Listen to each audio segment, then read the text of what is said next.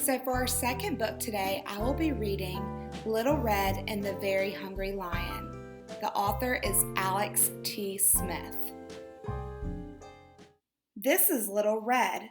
Today she is going to be gobbled up by a lion. This is the lion. Well, that's what he thinks is going to happen anyway. One hot morning, Auntie Rosie woke up covered in spots. There was only one thing for them, spot medicine. Ring, ring, ring, ring, ring. Oh dear, said Little Red when she heard the news. I'll come right away.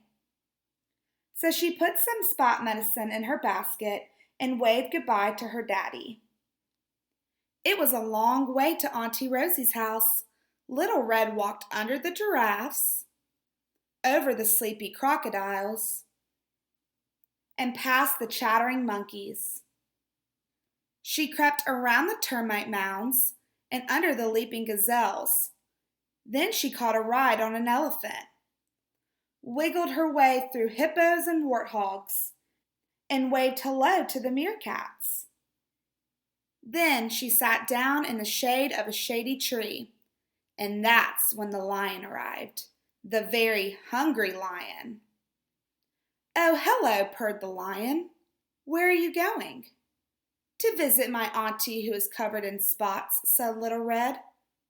In the time it took for his tummy to rumble, the very hungry lion had cooked up a very naughty plan. My very clever plan. 1. Sneak off to Auntie Rosie's house. 2. Hide her in the cabinet. 3. Dress up as Auntie Rosie. 4. Wait for a bit. 5. Jump up and eat Little Red. 6. Eat Auntie Rosie for dessert. Well done. You are a very clever lion. And he rushed off to put his plan into action. When he arrived, the very hungry lion stuffed Auntie Rosie in a cabinet and locked the door. Then he squeezed himself into one of her nightgowns and covered himself all over in spots.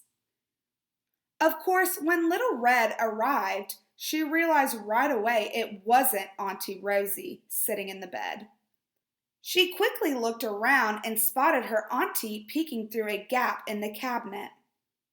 Then Little Red decided that she was going to teach the naughty lion a lesson. Oh, Auntie, cried Little Red, what tangled hair you have.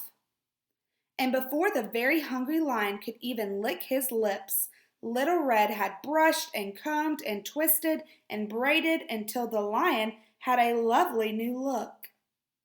This had not been part of the lion's plan. So he opened his mouth wide. Disgusting, shouted Little Red.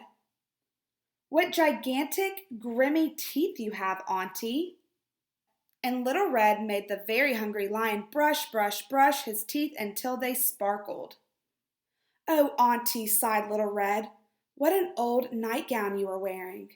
And before the very hungry lion knew it, Little Red had found a much prettier dress for him to wear. This had not been part of the lion's plan either. Stop! Yelled the lion. I am a very hungry lion and my tummy is grumbling. Little Red pointed her finger. Well, trying to eat children and aunties is very naughty. If you were hungry, all you had to do was ask for some food.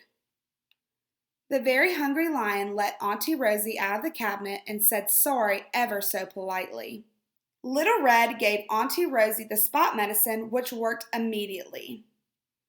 Then the three of them gobbled up a whole basket of donuts together. The lion had 5.